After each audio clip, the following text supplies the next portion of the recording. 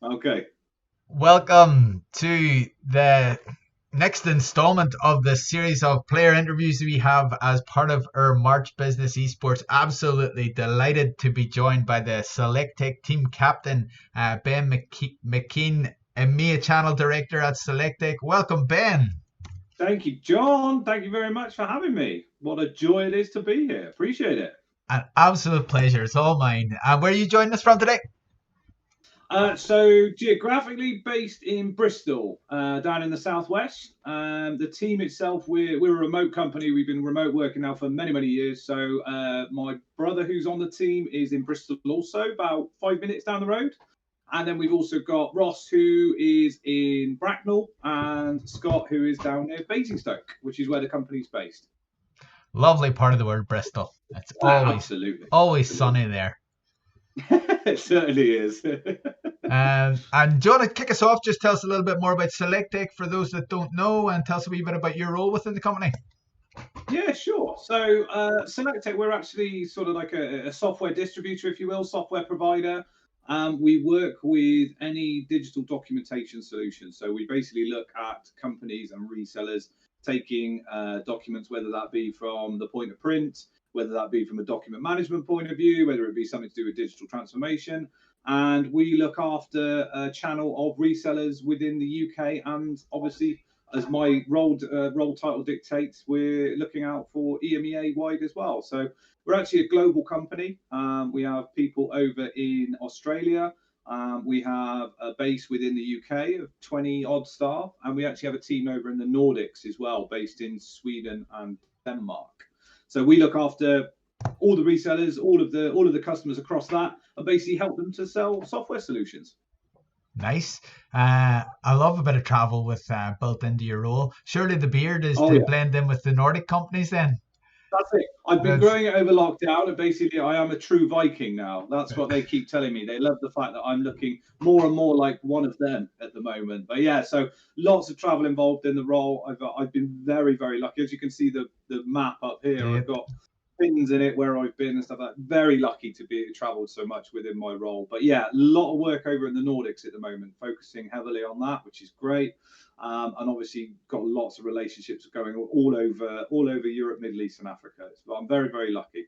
Lovely, lovely. And then how has lockdown affected you? Obviously, if you deal with a real very varied international client base, and I'm sure you've managed to pivot and move mostly online, but are you missing the travel? And what's it been the business impact for you? Yeah, I mean, yeah, let's make no bones about it. COVID and the lockdown has been really tough for all businesses, especially within the UK. I mean, we're lucky to have like the furlough scheme, which has been in place, and we've taken advantage of that as Selectec. But yeah, it's been interesting from my point of view because I see it from all different angles. I'm speaking to the guys in Denmark, in Sweden, in Italy, in Germany, over in America. Do you know what I mean? Over in the Middle East and things like that. I mean, thankfully, our Nordic business has actually been growing over lockdown and over the whole COVID pandemic, which has been really interesting. Yes, having to move everything online has been tough, has been tricky, but we've managed to do it. We've been using Zoom, Skype, Slack, do you know what I mean? Discord, all of the things that we can to try and bring that personal aspect to the meetings and the demonstrations and the training that we do. But I miss it very much, John. I mean, what I love about my role is going out, meeting with resellers, meeting new people, discussing strategies, talking to them about products, getting enthusiastic. And it's difficult to run an EMEA channel from your spare bedroom in Bristol. I definitely want to be out there on a plane, looking at these guys eye to eye and trying my very best to help them in any way we can. But I think the fact that Selectec, we've been remote workers since day dot. So I've been working at Selectec nearly 9 years now, and I haven't once worked from the office. I've been in the office, obviously, but my base has always been at home. And I was recently promoted recently 2-3 years ago to look after the EMEA channel and go out and look for other revenue streams outside of the UK. And I've just basically gone from here to to Heathrow. That's been my rat run. But yeah, it's affected us absolutely. But we try everything to keep a positive mental attitude, to keep the morale up, to make sure that we're still we're still happy and we're still having fun and we're still laughing and joking, and hence the reason for us getting involved with your wonderful organisation and the tournament that you do. Yeah, it's that preservation of company culture that people have struggled with a bit, but really hoping you're able to add a few more pins to that wall very soon now with all things opening up. And moving on to the tournament then, and your reason for getting involved, you guys are playing in support of the Jack Hazeldine Foundation. You're already a quarter of the way to your fundraising target, so pat on the back and kudos for that. Well done. Do you want to tell us a little bit about their work and why you've selected them? Yeah, absolutely. I mean, there's a personal reason for it. Our sales director, Steve Hart, is actually one of the board of directors at the foundation. They are a local organisation that work with children, youth, teenagers, and basically support them in any way they can, whether that be getting them involved with local projects. I mean, the most recent thing they did was they built a garden and they helped sort of transform a garden from a waste ground into a beautiful thing where they could come and use as a community spot. But they're very much like a mentoring organisation, if you see what I mean. So they'll take youth or children or people who have come from, let's say, bad backgrounds or whatever it may be, and haven't had the best start at life, and they're maybe going down the wrong path. And these guys actually work with them on a one-to-one basis to try and bring some joy and bring some love into their life and try and set them down the right road. And Steve, our sales director, has actually done some mentoring with one of their kids there, and that's what made him get involved with the foundation. And they asked him to become a member of the board. So for me, it was pretty easy to think about which foundation or which charity we were going to do this with, because there's a personal connection for me and Steve there. But these guys are fantastic. They do an amazing job, and there's not enough people out there like these guys that will actually work with some of these more difficult teenagers or difficult children to do what they do and really get them back on track. So I think it's a very worthwhile cause. No, certainly a very worthy cause to support. So I'm sure they really, really appreciate your support as well.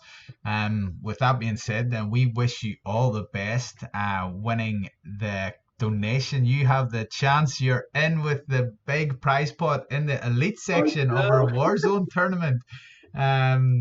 Congratulations for making the elites first and foremost. Let's move on to this week. There's been 9 maps across the 3 game evenings. I'm not even playing and I feel absolutely battered. What's it like out there? How are you finding it all? Oh, do you know what? We came into this. I mean, we're a social squad. We play sort of regularly together. Me, myself, and Ross, and Scott and Mikey as well, as who's on our subs team. We would not claim to be elite in any form, shape, or however it may be, but we're really pleased and impressed with the way that the squad's been doing. Don't get me wrong, it is tough out there. There are some seriously good players. I mean, as we were speaking previously, some of the teams are just incredible. I mean, their movement, the way they work together, their comms must be absolutely on point. It's a real mix, which is really, really nice. And the banter's just brilliant. I absolutely love the social side of it as well. So yeah, we're looking forward to it, but I'm dubious and a little bit nervous. We're going to do Selectec proud, but hey, at least we can claim the elite squad. That's for sure. Correct. And look, everything resets next week, so it's really all to play for. You finished up in 5th, which is an extremely brilliant achievement out of 26 teams. So you're in that top 20% bracket. So you're definitely worthy of your positioning in there. Across the 9 maps, you've been averaging out 9.24 points out of 13 available. So the stats are good. You obviously have some good strategies yourselves as a team. You were telling me you were doing a bit of extra work on the plunder tactics. Have you been surprised at how into this you've got, or is that something you were expecting? We are proper Warzone freaks and geeks. Anyway, when it comes to that, we're always discussing things, and sometimes it's we'll go in there with a strategy when we're playing on our own, and we just have sometimes it's just to mess around and blow off steam. But yeah, since the tournament's come on, the plunder strategies have been out. We've been watching YouTube videos. We've been eyeing up on Twitter and trying to take the best of all the individual strategies and things like that. The one thing I think we need to improve on is the kill race. I mean, that's the one thing I think that maybe not let us down as such, but we could have probably done a little bit better. I remember the wonderful nickname that the guys have given us, which is the Teenage Mutant Ninja Turtles, because we won the survival map by hiding in a pipe. So I'm quite pleased with that. That's obviously the strat to win. But yeah, the one stuff, we've been sending each other links on Discord pretty much every day just to say, what about this? Why don't we do this? Why don't we do that? And going from 6th on the first night to 2nd in Plunder, it works. It really did. The strategies helped, everything like that. And yeah, it's great because me and my brother get proper into it. I mean, Ross and Scott are Scott's just like, I'll do whatever. I'll just do. Just tell me where I need to go. And Ross is there as the comedy banter, and he's often throwing things in and telling us whatnot. And the one thing I've learned really well to do is ping and drop pings, because they get really irate if I don't drop my pings. So I've learned how to do that quickly. You need to keep them informed. You need to just give that heads up. And as you mentioned, it's such a powerful tool for increasing communication, and that's where we've really seen that those relationships internally strengthen as a result of getting involved. But it's great to hear how into it you're getting. It's always fascinating watching people along and just following the streams. It's been so much fun. We're really enjoying that aspect as well. Yeah, I think it's definitely an improvement on the communication side of things. It changes completely from the pre-game lobby. When you're actually in the game, everything just changes. Yeah. It's proper communication. It's proper command. Game face on. Well done, like that. And then as soon as the game's over, straight back to banter, and I love it. But it's more about what you guys are doing as well, and the reason why you're doing these tournaments is about promoting that positive mental attitude. It's about keeping that morale. It's about keeping the fun and the joy in the relationship of the team that you currently have, and not being able to go out and see each other, because we're a social bunch. We get together once a year. The sales team get together once a quarter. We haven't been able to do that for over a year now, and it needs to be kept there. And something like this just really brings that joy and that happiness back to it. So we appreciate what you guys are doing as well. No, thank you very much. Appreciate the kind words.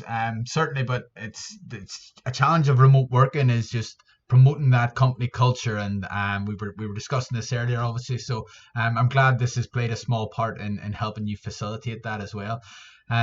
Going forward, what games would you like to see added in, or is there anything you're kind of half an eye on, thinking I'd like a wee shot at that? Or yeah, we've always had me and Mikey played Apex Legends. We had a bit of a bash on that. That was quite good. That is very technical. And there are some seriously impressive players out there with that. But we had a lot of fun with it, which was great.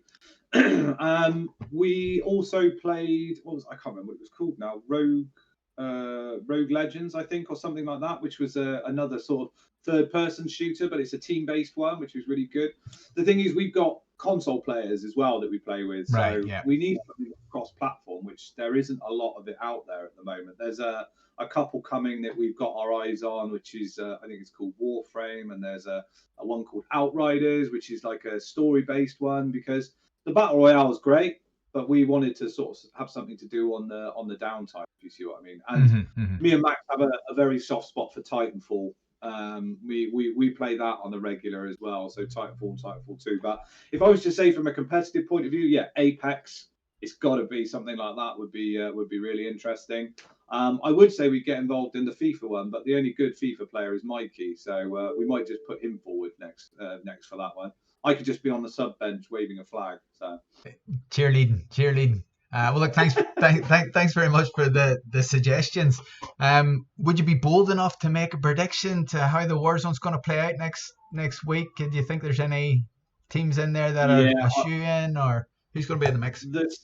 The standout guys for me, I mean, I want to make sure I get their team names right, but the Silver Chip guys have just been decimating. I mean, that just watching them, watching their kill races, watching them in survival mode. Those guys, cash flows, UK meds, those guys have just been just terrorizing. I think it was was it survival last night? I think it was round 3 last night.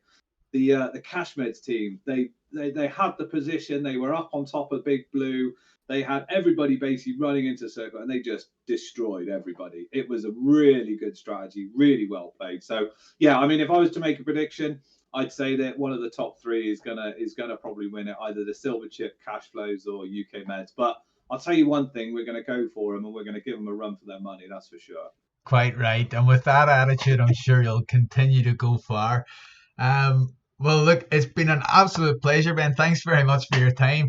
Any final parting shots or any parting words that you want to tell people out there? Let's just make sure that the next survival is somewhere outside prison so we can find a sewer to hide in and make sure that we dub. But no, other than that, guys, from a personal point of view, this has been really enjoyable. We've loved working with the guys at Business Fives. If you're ever thinking about doing it, just get involved. It has been really, really enjoyable. So again, thank you to the team, and we'll do what we can to make Selectec proud. That's for sure. Quite right. Well, we wish you all the best. Thanks again for your kind words, Ben. I really appreciate it. And look, thanks very much for your time just now. Pleasure. You take care. You too.